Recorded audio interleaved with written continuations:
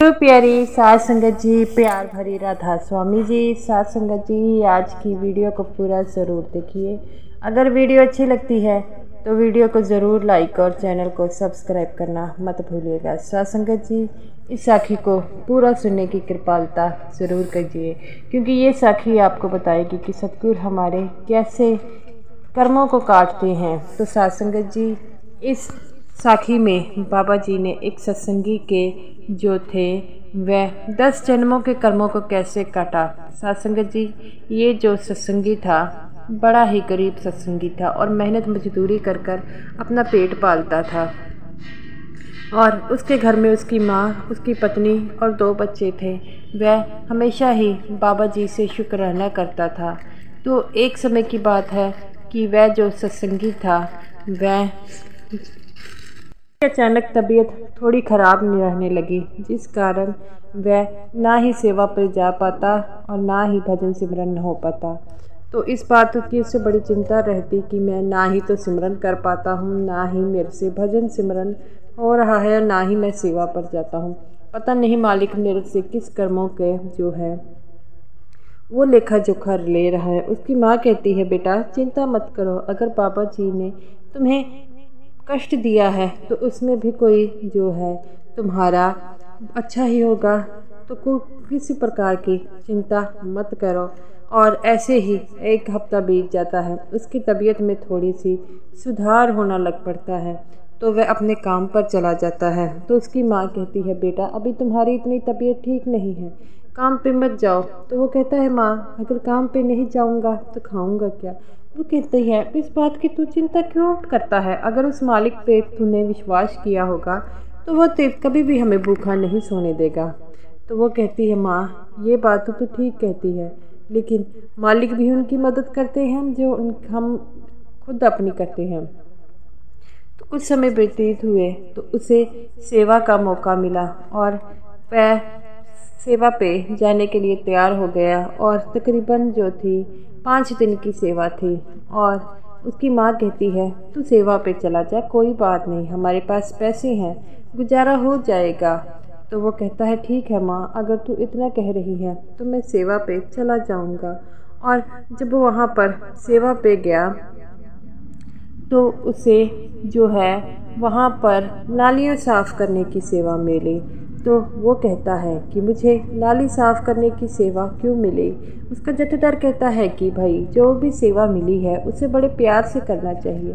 तो वो कहता है कि ये तो गलत बात है, आप गरीब आदमी को देखकर छोटी जो है सेवा देते हैं। तो वो कहता है, नहीं नहीं ऐसी कोई बात नहीं है, यहाँ पर कोई अमीर गरीब नहीं होता। तो वो कहता है, अगर अमीर गरीब नहीं होता तो आप ऐसे क्यों कर रहे हैं। तो वो कहता है, इसी बात की चिंता मत करो, अगर मालिक ने तुझे नीची जो सेवा दी है तो तुम्हारे किसी तरह के कर्म तो काटे ही होंगे। तो वो कहता है, ठीक है मैं यही सेवा कर लेता हूँ। और उसके बाद जो थे वहाँ पर उसे फ्लशों साफ़ करने की जो है टॉयलेट साफ़ करने की सेवा मिली। और वहाँ पर एक लड़का था, वो जो था काफ़ी जवान था। जब उसे टॉयलेट की सेवा करने के लिए कहा गया तो वह मना कह दिया। वो कहता है, मैं घर पर कोई काम नहीं करता और यहाँ पे टॉयलेट की सेवा क्यों करूँ। तो वो जो सत्संगी आदमी 5 दिन की सेवा के लिए आया था वो कहता है, कोई बात नहीं, अगर जो सेवा मिलती है वो करनी चाहिए, मालिक तुम्हारे कर्म काटता है। वो कहता है, मैं घर पर कोई काम नहीं करता और यहाँ पर मुझे सेवा दी है, और भी इसी तरह अगर सेवा देनी है तो कोई भी दो। लेकिन वो आदमी कहता है कि सेवा तो सेवा होती है, चाहे कोई भी कर लो। तो वो कहता है, मैं ये सेवा नहीं करूँगा। और वह आदमी कहता है, ठीक है मैं खुद ही सेवा कर लेता हूँ। उसी समय बाबा जी वहाँ पर आते हैं और वह देखते हैं कि वह आदमी एक की जगह 2 जानों का काम कर रहा है। तो बाबा जी जथेदार को कहते हैं कि ये आदमी अकेला ही 2 आदमियों का काम कर रहा है, बाकी यहाँ पर सेवादार क्यों नहीं लगाया। तो वो कहता है, बाबा जी मैंने लगाया तो था, लेकिन वो लड़का जो है वो सेवा करने से मना कर दिया। तो बाबा जी कहते हैं, बेटा सेवा अगर मना कर देते हो तो सेवा करने क्यों आते हो घर से।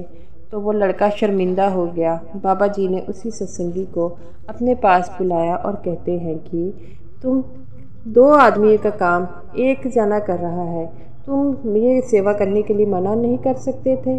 वो कहता है सतगुरु, जो सेवा मिलती है वो सेवा करनी चाहिए, इसमें हमारा ही कोई फ़ायदा होता है। तो वो कहता है कि ये पहले मुझे नालियों की सेवा मिली थी, लेकिन मैंने आपत्ति जताई थी कि मुझे नाली साफ़ करने की सेवा मिली है, लेकिन मुझे मन में आया कि अगर मालिक ने मुझे दिया है तो कोई ना कोई मेरे कर्मों को तो काटा ही होगा। तो बाबा जी उस लड़के को बुलाते हैं और कहते हैं कि इस आदमी ने तेरे जो है कर्म ले लिए। तो वो कहता है वो कैसे? बाबा जी कहते हैं कि तूने अगले जन्म में, अगले 3 जन्मों में तुमने जो था एक भिखारी बनना था, पर तुमने सेवा से मना कर दिया, और तेरे साथ इस आदमी ने भी भिखारी बनना था, लेकिन इसने सेवा ले ली है, जिसके कारण इसके जो कर्म हैं वो कट गए हैं, लेकिन तेरे कर्म नहीं कट पाए।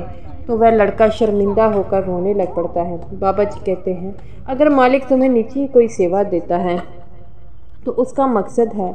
वो सत्संगी कहता है बाबा जी, मैं भी इस जन्म में भी बड़ा गरीब हूँ, दिहाड़ी कर कर अपना जीवन व्यतीत करता हूँ। तो बाबा जी कहते हैं बेटा, इसमें किसी बात की चिंता नहीं है, ये तुम्हारे पिछले 7 जन्मों के कर्मों के कारण ऐसा हो रहा था, लेकिन आज तुमने सेवा की है, इसी कारण तुम्हारे 4 जन्मों के जो कर्म हैं वह काटे गए हैं। तुम जो पिछले 7 जन्म पहले एक बहुत ही व्यापारी थे, और तुम हमेशा ही लोगों से कर्ज लेकर खाया करते थे और उन्हें जो है कम पैसे दिया करते थे और उनका ज़्यादा शोषण करते थे, जिस कारण तुम्हें 7 जन्मों के लिए सज़ा मिली थी। 3 जन्म तुमने भोग लिए हैं और चौथे अब जो 4 रह गए हैं उसे तुमने सेवा के जरिए ठीक कर दिए हैं। वह आदमी खड़ा खड़ा बाबा जी की बातें सुनकर रोने लगा। बाबा जी कहते हैं बेटा, अगर मालिक कोई सेवा देता है तो तुम्हें कर्मों से काटता है, लेकिन तुम लोग आपत्ति जताते हो कि हमने ये सेवा नहीं करनी, वो नहीं। वो लड़का जो था वो बाबा जी के चरणों में गिरकर रोने लगा और कहता है मेरे सच्चे पातशाह, मुझसे बहुत बड़ी गलती हो गई, मुझे इसके लिए मैं माफ़ी मांगता हूँ। बाबा जी कहते हैं बेटा, माफ़ी किस बात की? अब जो कर्म थे उस आदमी के वो तो कट गए हैं, तुम्हारे रह गए हैं, और फिर जब तुम्हें मौका मिलेगा क्या पता तुम्हारे कर्म फिर काटे जाएंगे। तो वो कहता है सच्चे पातशाह, आपने मेरे पे बड़ी कृपा की है। बाबा जी कहते हैं बेटा, इस जन्म में उस लड़के से तुम अमीर हो, क्योंकि तुम्हारे जो था तुमने कुछ अच्छे कर्म किए थे, जिस कारण तुम्हें इस जन्म में तुम्हें अमीरी मिली थी। और लेकिन तुम भी एक जो थे कार थे, लेकिन तुम लोगों को दया करते थे, कर्ज का पैसा तुम भी खाते थे, लेकिन कई बार अगर तुमसे कोई कह देता था कि पैसा नहीं था तो तुम रख देते थे, इसी कारण तुम्हें जो है इस जन्म में कम कष्ट मिले थे। लेकिन जो तुम कर्जा खाया है उसके कर्म भी तो काटने लेने पड़ेंगे ना। तो वो कहता है सच्चे पातशाह, मुझसे बहुत बड़ी गलती हो गई। बाबा जी कहते हैं बेटा, सेवा जो भी मिले करनी चाहिए। मैंने भी जब मुझे हजूर जी जो भी सेवा कहते थे मैं वो कह करता था, हमने कभी मना नहीं की। मेरी और पत्नी ने भी यहाँ पर जो भी मुझे सेवा मिली हमने कभी नहीं की, और मैं हजूर जी का कहना मानता था और उनकी बात मानकर आज तक मैं डेरे की सेवा करता हूँ। उन्होंने मुझे यही कहा था कि मेरी संगत को प्यार से रखना और मेरी संगत की हमेशा रक्षा करना, और मैं तो उनकी बात ये मान रहा हूँ। तो गुरु प्यारी साध संगत जी ऐसे ही हैं बाबा जी। बाबा जी सबके कर्म काटते हैं, और जब भी सेवा का मौका मिले सेवा ज़रूर किया करें। वह आदमी बड़ा खुश होता है और घर जाकर अपनी बीवी को और माँ को सब बात बताता है। तो उसकी माँ कहती है बेटा, ये हमारे कर्म ही हैं जिसके कारण हमें ये गरीबी मिली है, अब किसी प्रकार की चिंता मत कर। बाबा जी ने कहा है वे तुम्हारे कर्मों को जरूर काटेंगे, तू सिर्फ अपना भजन सिमरन पर ध्यान दे, ताकि इस जन्म मरण के चक्रों से तुम्हें छुटकारा मिल सके। और जन्म मरण के चक्रों से अगर छुटकारा मिल जाएगा तो ये 84 के जेल खाने से तुम्हें बाहर हो जाएगा। हमने नामदान की बख्शिश क्यों की ली है? ताकि हम जन्म मरण के चक्रों से छुटकारा मिल सके। तो गुरु प्यारी साध संगत जी, आप भी भजन सिमरन करें और जब भी मौका मिले सेवा ज़रूर किया कीजिएगा। तो साध संगत जी, ये रही मेरी आज की वीडियो। अगर आपको वीडियो अच्छी लगी हो तो वीडियो को ज़रूर लाइक कीजिएगा और समूह साध संगत जी को मेरी तरफ से प्यार भरी राधा स्वामी जी।